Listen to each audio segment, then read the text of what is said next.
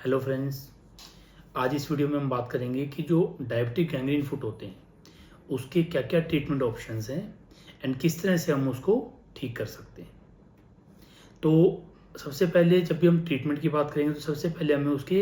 बीमारी के बारे में, उसके कारणों के बारे में बात करनी पड़ेगी। डायबिटिक फुट में क्या होता है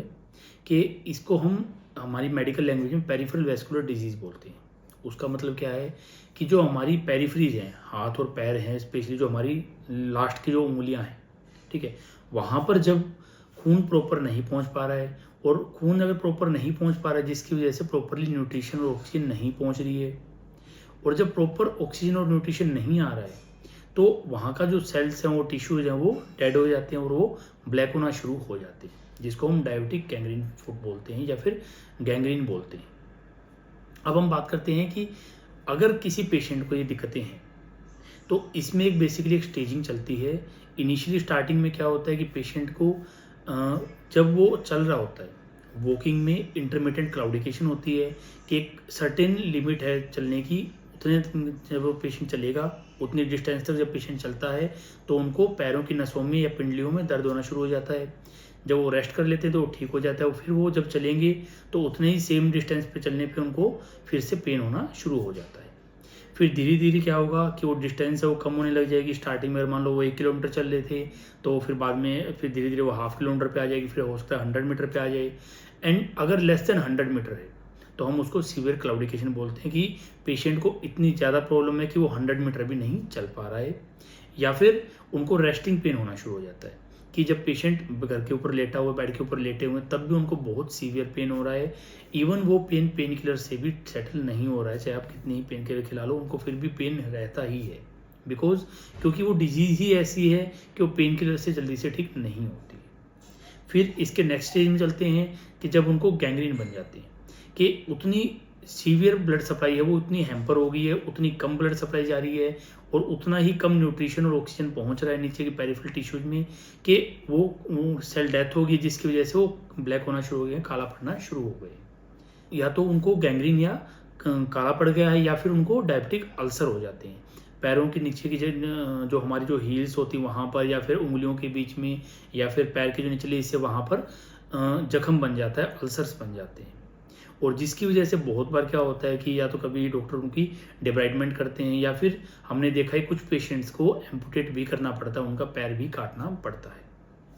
अब अगर इस सीक्वेंस में हम अगर ट्रीटमेंट की बात करें, देखिए जब इनिशियल स्टेजेज है, जब इंटरमीडिएट क्लाउडिकेशन है, जब माइल्ड सिम्टम्स हैं कि वो ठीक है 1/2 किलोमीटर या 1 किलोमीटर तक चल पाते हैं लेकिन उससे ज़्यादा नहीं चल पा रहे हैं, तब हम पेशेंट का मेन कारण देखते हैं। मेन कारण में क्या क्या चीज़ें होती हैं, या तो सबसे उनको होगा कि पेशेंट की शुगर लेवल्स हैं वो इतने अनकंट्रोल्ड हैं कि जिसकी वजह से उनको ये दिक्कतें हो रही है, या फिर स्मोकिंग एक सबसे बड़ा मेन कारण देखा हमने, या फिर हाई कोलेस्ट्रॉल लेवल्स हैं। ये कुछ ऐसी चीज़ें जिनकी वजह से पेशेंट को हमने देखा कि उन लोगों में ये चीज़ें बहुत कॉमनली पाई जाती हैं। तो अगर स्मोकिंग करते हैं तो हम उनको एडवाइस करेंगे कि आपको स्मोकिंग बंद करनी होगी। अगर उनकी अनकंट्रोल डायबिटीज़ या कोलेस्ट्रॉल है तो हम उनको एडवाइस करेंगे कि आप अपने एंडोक्राइनोलॉजिस्ट से कंसल्ट करें और जितने जल्दी हो सके इन चीज़ों को कंट्रोल में ले, ताकि आपकी बीमारी को ठीक किया जा सके। साथ में हम कुछ खून पतला करने की दवाइयाँ ऐड करते होते हैं, जिससे कि खून जो चूना है, जो जमा हो रखा है, वो भी कम हो जाए और जो खून है वो प्रॉपरली पहुँचे। अगर हम बात करें सीवियर क्लाउडिकेशन, या फिर पेशेंट को जब गैंग्रीन बन गया है, पैर काला पड़ गया है, या फिर उनको डायबिटिक अल्सर बन गए हैं, पैरों के अंदर जख्म बन चुके हैं ऑलरेडी, तो उस कंडीशंस में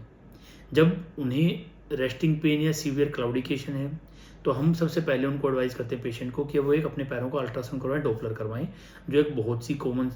इजी चीज़ है, हर जगह आजकल अवेलेबल है बहुत इजीली, और हम कुछ हद तक कहें तो एक चीपर भी टेस्ट है कि बहुत कम में इजीली अवेलेबल है और सस्ते रेट में, कम पैसे में ये टेस्ट हो जाता है, जिससे हमें पता चल जाता है कि पैरों की नसों के अंदर, जो हमारा पैरों की जो लास्ट एंड की जो नसें हैं वहाँ तक कितना खून पहुँच रहा है। अगर हमें लगता है कि वो खून कम पहुंच रहा है जिसकी वजह से दिक्कतें आ रही हैं, तो फिर हम पेशेंट को एडवाइस करते हैं कि उनको एंजियोप्लास्टी की ज़रूरत है। एंजियोप्लास्टी का मतलब क्या है